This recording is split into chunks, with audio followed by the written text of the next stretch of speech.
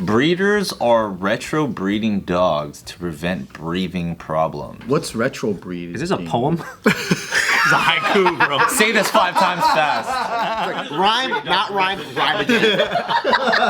Rhyme, not rhyme. Retro breeding is going backwards. Breeding backwards. Like finding the old lines, right? Yeah, exactly. So pretty much, you guys are familiar with like fucking what are the German Shepherd, bulldogs yes. and stuff? Yeah. Right, bulldogs are super short. Yeah, over the years they're all they messed look up. more shrunk like a crushed cat. Which is cute and everybody loves this shit, right? But then they fucking have huge breathing problems. Yeah, they're always wheezing. They die really young. Brachycephalic. Brachycephalic. We got all the science names. Yep, I know. It means shortened head. Yeah. Yeah. But retro breeding would be going the other way. So finding the more close to the authentic genetic line and getting closer back to the original. So it's almost like bringing the purebreds back into the game in order to not have it be so fucked up. Like German Shepherds, every 5th generation they rebreed wolf back in. What? That's how they keep it pure. To have an actual pure German Shepherd. Every 5 generations. Imagine if people did, if like the big 3 did that, and we retro, there'd be no Southeast Asians. Yeah, probably. There'd be none. It'll only be Chinese, Japanese, Korean. Need to get this Spaniard out of my Filipino, man. It's fucking everything up. It kind of is fucking everything up. Because your curse words are this, like similar, like puto and putangina mo. Angina means something somewhere. They made us have last names. That's whack. I was in we were in Spain and I was with Pac was one of the Filipino dancers in the crew, right? And this other Spanish dude, one of the students was asking him, was like, hey, so like, you're Filipino, but why is your last name Cruz? And Pat's like, because all you Spaniards came and raped us a long time ago. And he's like, oh yeah, you're right. But I think it was Mexico, wasn't it? Because they're closer. I don't think it was Spain. Oh, yeah, it was Spain. I know Spain. That's really funny. Oh shit. But let's be honest though, it's all the same thing. Because they all speak the same languages. So Spanish. They're all colonized by the same group. yeah. I mean, breeding in general, that's just a fun topic. Obviously, when we do it with well, maybe not fun is the right word. Interesting choice of words. Process is fun. The process is interesting. Sex is good. Right? It's like how people were talking about like Yao Ming and shit like that, right? With Chinese people, they're just constantly trying to breed like the tall. And his wife's like 6'4", some shit too. Is she? Oh damn. Yeah. Hey, but when it's love, it's love. Fucking that one dude. What wasn't that one dude on fucking Rocky? The Russian dude? He was Oh, Drago. Drago was a Russian experiment. Dolph Lundgren. Yeah. He's a Russian. So he has a PhD in I think chemistry or chemical engineering. Does he really? Yeah, he's smart. Interesting story with him. We had just gotten to college. It was like orientation week, so it was our first experience as like like in college. They let us go, so we went to Westwood and we watched Showdown in Little Tokyo. I love that movie. Randomly, Dolph Lundgren. Underrated, bro. Underrated. I didn't watch. Tia Carrere, best line in that movie is I saw you coming. Yeah, I heard you come that time. I was like, that's some powerful, that's amazing. Right? But then my friend, he comes back from the bathroom and goes, you guys don't look right now, but Dolph Lundgren's right behind us. Shut up, dude. We look, and sure enough, there's Dolph Lundgren, and he's huge. So his knees are like touching like the seats in front. Oh, shit. He's with this girl with bodyguards. He's watching his own movie. Yeah, so I don't know if he didn't go to the premiere or he didn't see it or I don't know what, but he's there in Westwood. What? He's like 2 rows behind us. Oh, in the old the little city. Yeah. And then when that line came up, like at that time I heard you come, no one laughed because he's right behind us. Yeah. So we're just like, Really? You guys didn't play it up? oh, dude, we were like, we felt like adults, but we were little kids. We were just out of high school, and Dolph Lundgren's like what, 6'20", like. And we're just like we didn't want to we're like, what the hell, dude? But that was our Showdown in Tokyo experience. It was awesome. That's dope. So for context, there's a part in the movie where cause he's just obviously really good professional combat guy, and he tells him he shocked her because she didn't know that he was there, and he's like, oh, you'll never hear me coming. And then later on they have sex, and she goes, I heard you coming that time. Yeah. It's the greatest shit. But we couldn't laugh, so that was unhealthy for us because we couldn't laugh because 2 rows down is the powerful comer. Yeah. But it was supposed to be a joke. Yeah, but you don't want to disrespect. Yeah, I don't want to disrespect Dolph Lundgren. He's just laughing by himself with the bodyguards. Ha ha ha ha ha ha ha. You laugh. He goes, "What's so funny?" Oh, Dolph, hello. Being as huge as he is, his face must be huge, just like coming over. Yeah. Especially because you guys were younger and small. I know. We're like, you know, it was like 3 Korean people and 1 white guy, and we're all small. Like, you know. High school kids. Those are just awesome odds that you just decided to go watch it during orientation, Total, and he's there. Yeah, that's nuts. Wow. Because he would have seen it at the premiere. The movie had already premiered. That's crazy. Maybe he went to the premiere and didn't watch the movie. He wanted to see it, or maybe like that girl is new and he's like, "Oh, that you know, why don't you? Do you know what I do? No, I do this. I come really loud. Maybe you already seen it, but like you wanted to see how real people reacted, and you know. And then nobody laughs. No one laughed.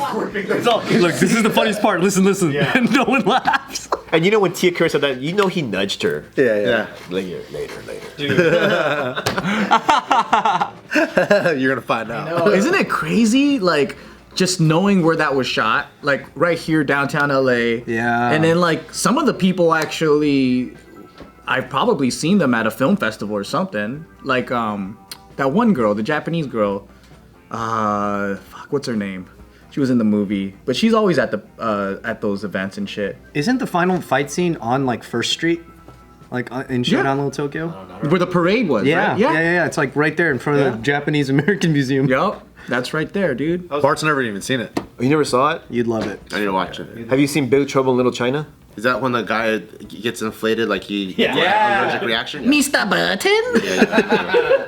You know they're remaking that. No way. It better be racist. It's not gonna be the same. They're remaking Big Trouble in Little China? How do you even make it while being careful about race? I don't understand how you even make it. Yeah, because it was hella racist back then. But it's hilarious how bad it was. Yeah. To me, when they made movies about Asian shit back then, it was like Panda Express. It was like fake China. It was like fake Asian shit. But it's still delicious. Still a good time. You could totally tell it was like a Jewish writer who went to a Chinese restaurant to get inspiration, and that's all he fucking knew, and then he made a film. Yeah. Did you guys remember The Last Dragon? Yes. yeah. So good. So the best collection of scenes is when they show the Chinese guys talking black and acting black, and then Leroy, like he's just a black guy, but Bruce But he acts Asian, he acts Asian. That is, I think it was great because if you didn't, they never pointed it out. It's just you just had to pick it up. Like, you know, these Chinese guys were acting black and this black guy's acting Chinese. Yup, it was the best. Yeah. And then the best scene is when his brother gets tied up, but he pops to get out. The ropes get all loose. And he's all. Let's tie you guys up and let's see how it works. We're gonna tie these motherfuckers up. Because I was a little kid when I saw it. You know, I was in the theater and I was like, oh, that's why popping is dope. Because if someone ever ties me, I could get out, dude. It helps you get out, man. He just gets further away from the rope. Because, you know, as a kid, you believe the Kung Fu movies. Like, you believe if you do this on someone, you're going to break skin. They're gonna die. Yeah, you're going to break skin and all that. That interaction is like lost in history. They need to use that Asian to black interaction more today as a lesson because it's dope. Yeah. You guys ever seen Kung Fu movies dubbed with black people? Is that a genre? Is that a genre? When I was young, it was black belt theater and Kung Fu theater. Every Saturday, they played 2 Kung Fu movies. Then when that kind of died down, I want to say like in the 90s, they started dubbing the Kung Fu movies with black people in their accent. It's hilarious. Damn, is that why is that the- Wu-Tang Clan came up and liked that shit? Is that why in that Bruce Lee movie, the dude's all, you ever heard of Chinese spare ribs? Oh my god! That was a Chinese guy. It became like a stereotypical black voice.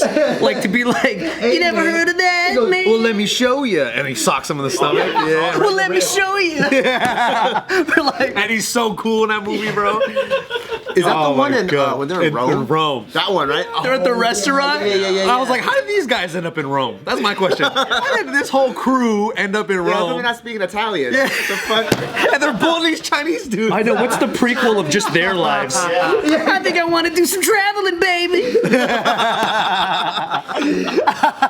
That's exactly the way. You know, so the funny thing when you mention that is that when I was a kid and watched Kung Fu movies, I thought that's how Chinese people spoke.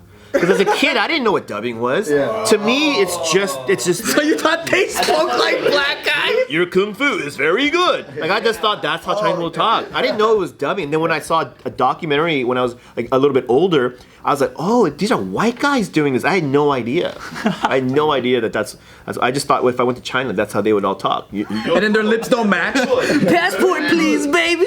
You're at the gate. Oh shit. The black guy, the black guy. And then I used to think like, when they punch, the dust would come from their clothes. It's to show how fast they're punching. I just thought y'all were dirty. Like I didn't know To show that. I didn't know that's what that was. Movie magic, dude. baby. Yeah, I Movie thought magic. That's what they had to do back then. dirty clothes, dude. They're all dusty and shit.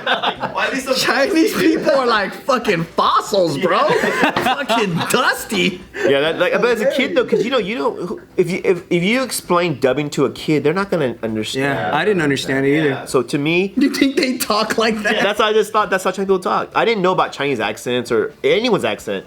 I just thought that's what it was. If I went to China, they'd all be like, People got a taste of it now with the Squid Game because some people watched it with the English, which is like, hey, why are you guys even doing that? But it's like people are like, oh yeah, did you guys watch it in English? And I'm like, no fucking way. You guys supposed to watch it in Korean. Just read the subtitles. Subtitles, dude. Fucking losers. I know people don't want to read subtitles. They go, I don't want to read what I watch. Kick rocks, dude. Kick rocks. Like, That's just code for I can't read fast enough. yeah. Yeah. They put their finger on the TV and shit. They're fucking sounding out words for 2 hours. Wait, go back and reverse. That's hilarious, dude. Hey, what are you doing? Well, I usually trace my finger with. I can't do subtitles with comedy though, right? Oh, because it gives away the punchline. Timing and the punchlines, you can't do that. I'm not gonna give away. I don't like that too. Yeah. That's why the good subtitlers they'll pause the subtitle and then match it with the voice. That's true. But that's That's too rare. good. That's How do you watch Stephen Chow movies? Because that's comedy. They hit differently though, I think. But dubbing is just the worst. It's the lesser of two evils. So comedic timing or dubbing, like no. If it's a Cantonese movie, that is the worst because Cantonese comedy delivery is fucking amazing. I don't even know what they're saying, but the delivery is on point. Yeah. But a lot of it is on slapstick too. So Oh yeah, that's true. But like for like hentai porn, like I don't like subtitles. I'd rather have dubbing because there's just too many things I have to do. You're jacking it. You're trying to follow the story. I mean, in any porn, any kind of subtitles kind of. But it kind of works because all cartoons dubbing anyway. Yeah, it's You're trying to jack off and then you don't have a finger to fucking put it in the. yeah, because you can't. You're like, oh, like I'm tired. Oh, again, but you're not used to trying. I can't track with my left hand. Because you're holding the phone and you're tracking. Yeah. And then what if you forget you came already, and then it's like you're like still tracking because you want the story. The story's really good, and it's like dripping off your finger. Your mom's calling you to come eat. You're like, I don't know what to do. It's a logistics nightmare. I can't do But that. what if the dubbing is the same quality as an old Chinese movie in the porn? I'm in. That's weird. Heard you had a leak, baby. Oh God. Oh, This is terrible. this guy again. Why are they talking like that? It's the same guy. He's still alive. It's gotta be a black guy from the 70s. Hey, he's still getting work.